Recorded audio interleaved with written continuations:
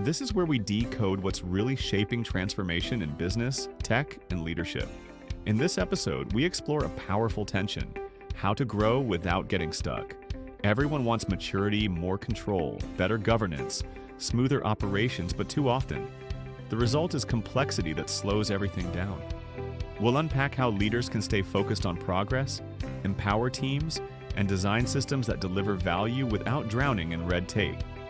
Now let's join your host. Welcome to the Deep Dive. Today, we're tackling a challenge right at the heart of leadership. How do you actually get, robust progress and maturity in your organization without getting bogged down in layers of unnecessary bureaucracy? It's a big one. We've taken that material you shared and really dug into this critical question. Yeah, because it's a common struggle. That's right. And the sources you provided frame this not just as some admin headache, but really as a core strategic issue. It's about evolving, becoming more efficient, more agile, better governed. But doing it in a way that actually helps performance. Exactly. Instead of accidentally stifling it under piles of, red tape. Because that's the hidden cost, isn't it? It's Right. clear from this material, you start these transformation efforts aiming for improvement, maybe tighter controls or smoother processes. The intentions are good. Right. But somewhere along the line, you unintentionally build complexity. You add steps, approvals, intricate systems. And suddenly those layers are working against your original goals. It's that paradox, trying to get agile by adding rigid rules. Crazy. Precisely. So the mission for us in this deep dive is to, cut through that paradox. Yeah. We're pulling out the key insights from your material on how to actually navigate this, how to aim for simplicity, use automation smartly, and get real progress. By adopting a specific mindset. Right. Right. A principle-driven one that sidesteps those bureaucratic traps. That's the goal. Okay, so let's tackle that core problem head-on first. Why? Why does it happen so often that when organizations aim for, let's call it maturity, better governance, efficiency, agility, they end up creating this heavy, unproductive bureaucracy? Well, the material points to a really fundamental mistake: confusing governance with complexity. When leaders want control, consistency, maybe reduce risk, especially during change, the gut reaction can be to just add layers. More sign-offs, more checks. Exactly. More detailed process maps. It feels safer, like you're building a secure framework. And what you're often doing is just adding weight, complexity that doesn't add real value. And actually hinders it. That's the trap. And the fallout from that, as the source outlines, it's pretty significant. First off, slower decisions, right? Absolutely. Every choice, big or small, can get tangled in this web of approvals. So things just grind to a halt. Precisely. Those layers become bottlenecks. Information gets stuck. Critical projects stall, waiting for sign-offs from people who maybe aren't even closest to the issue. And that hits agility hard. I mean, if your standard way of doing things involves multiple rigid steps and approvals, How can you possibly pivot quickly? yeah, when the market changes or a new opportunity pops up, you've basically built a system designed to resist change. It's a critical point the source really hammers home. Yeah. You lose real agility when bureaucracy takes root.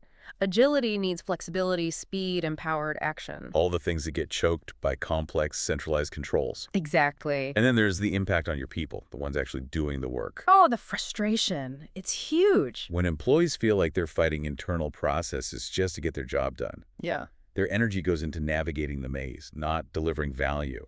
It's incredibly demotivating, and the material underscores this. Real maturity isn't about layering on control through sheer complexity. It's about finding that balance. Where you have the necessary governance, sure, but it coexists with productivity and flexibility. That's the tightrope organizations need to walk, finding that sweet spot. Okay, so if just adding more layers isn't the path to maturity, how do you build an organization that's both well-governed and highly effective? Your sources suggest it's not just about a new tool or framework, No, it's deeper than that. It requires a fundamental shift in mindset. a different way of thinking. That's the core insight. And the material lays out some key principles to guide this thinking.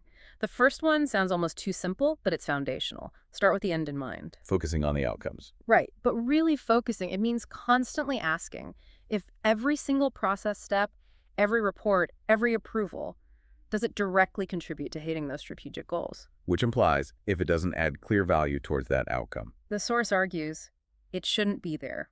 Eliminate it. Wow, that's radical for some places. It is challenging. It forces you to critically examine things you've maybe done for years, practices that might be outdated or just inefficient now. And that flows straight into the second principle, which I found really powerful and maybe a bit counterintuitive.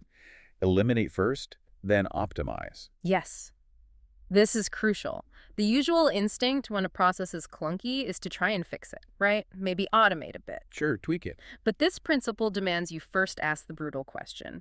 Is this step, or maybe even the whole process, necessary at all? Before you even think about making it faster or shinier. Exactly. The material advocates for something like zero-based process design. Starting from scratch, mentally. Right.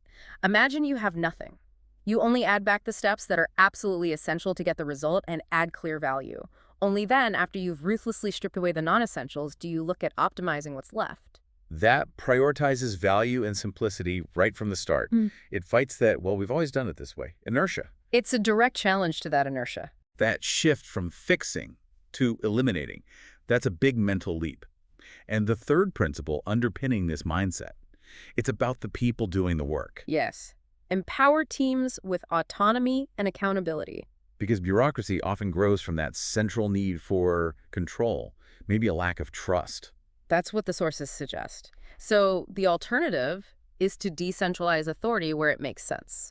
Give teams clear goals, the resources they need, define the boundaries. And then trust them. Let them figure out the best way to get there. Precisely. Grant them the autonomy within that framework. And the material suggests these empowered teams aren't just faster, more innovative, because decisions are closer to the action. They also take more ownership. They see the inefficiencies firsthand. And if they feel empowered, they're more likely to want to fix them. Right. Reducing the need for all those external checks and balances. Exactly right. They become the engine of improvement. And, the source points to existing philosophies that really embody this. Think about Agile. Often stuck in IT, but the principles apply more broadly. Absolutely. Adaptability, iterative value, empowered teams making decisions. It's all about outcomes over rigid process. And things like Kaizen, that continuous improvement idea. Yes, involving everyone, constantly looking for small ways to eliminate waste, driven by the people closest to the work. Or lean principles stripping out waste, simplifying flows. Fundamentally, yes. They all provide practical ways to live out these principles of eliminate first and empower teams. Okay, so we have the mindset shift. Let's get practical. The source outlines 5 specific principles, almost like best practices, to actually do this, achieve maturity without the bureaucratic drag. What's number 1? The first is to consciously define clear principles. This sounds like the mindset stuff, but it's about making it explicit. Simplicity, efficiency, value, these need to be stated guiding principles for every operational decision. So you actually write them down, talk about them. Yes, and embed them. When you're designing a workflow, choosing software, reviewing a report, you have to consistently ask those hard questions. Does this really add measurable value? Is there a simpler way? Can we eliminate this? Or automate it smartly without compromising quality or governance? These questions act like a filter then. A vital filter, according to the source. A compass helping you steer away from complexity creep.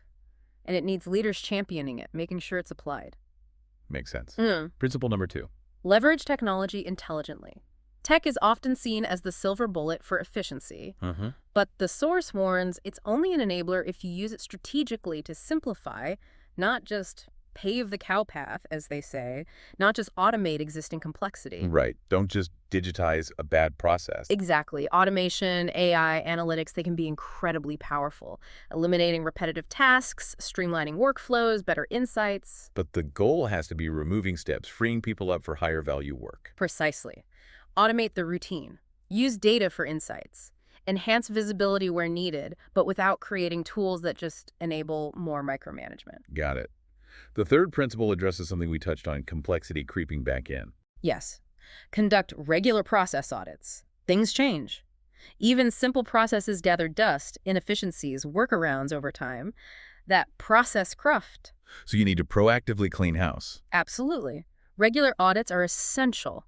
Map out how things actually work now. Talk to the people involved. They know the pain points. When those non-value add steps. Use data, metrics, see where things are slow or costly, and then prune systematically. It's not a one-off project. It's ongoing discipline. Continuous improvement in action. Like Kaizen again. Okay, fourth principle. Start small, scale smart. Right.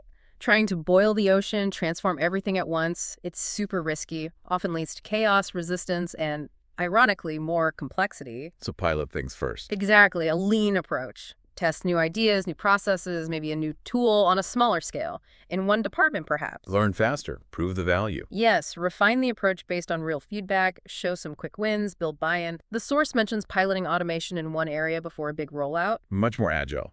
Reduces the risk of creating some new, massive bureaucracy by accident. For sure.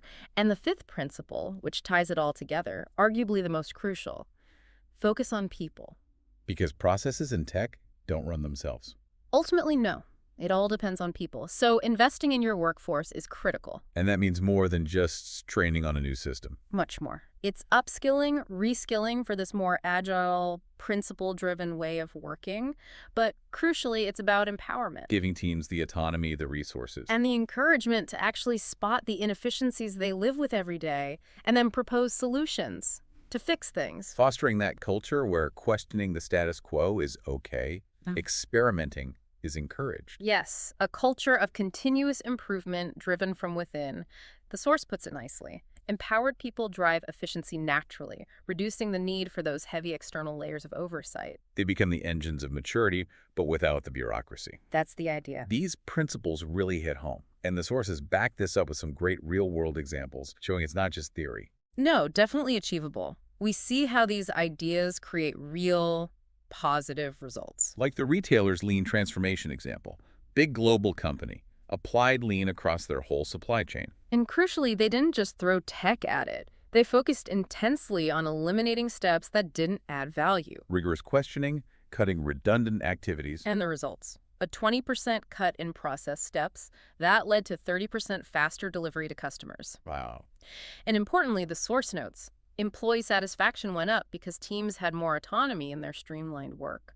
A real win-win. Great example. Then there's the healthcare simplification using Kaizen. Hospital dealing with long patient wait times, a common headache. Right. But instead of some top-down complex fix, they used Kaizen. They involved the frontline staff. The nurses, the admins, the techs, the ones who knew the flow best. Exactly. And through that collaborative process, they found simple, smart changes to intake and scheduling. And the outcome? A 40% reduction in wait times. Better service quality. And the key takeaway the source emphasizes: zero added bureaucracy, no extra admin overhead, just leveraging the team's own intelligence. Fantastic. And one more, the telecom company using Agile beyond IT, applying it to customer service. Yeah, not software. They empowered their customer service teams, gave them more authority to solve problems right away. First contact resolution. And encouraged them to iterate on how they handled interactions. The result: 40% faster issue resolution, and a significant 25% jump in employee engagement. Because they got rid of unnecessary approvals, let teams act. Directly. Dismantled bottlenecks, empowered decision-making. These stories really drive it home. It is possible. Focus on simplicity, empower people, relentlessly cut complexity.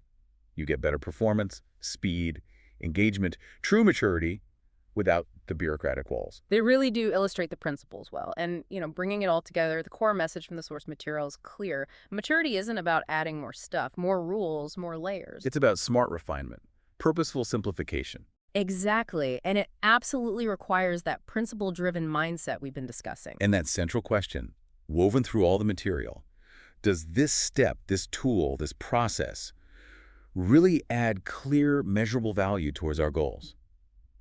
Getting that question asked constantly, everywhere. That seems to be the key. That's the path to efficiency, agility, productivity, without getting crushed by bureaucracy. Maturity's seen that way. It's not about control through complication. No, it's about enabling the organization to thrive by being lean, focused, adaptable. So for everyone listening, as you think about your own organization's journey, maybe the final thought to take away from this deep dive, straight from the source, is this: commit, truly commit to simplicity.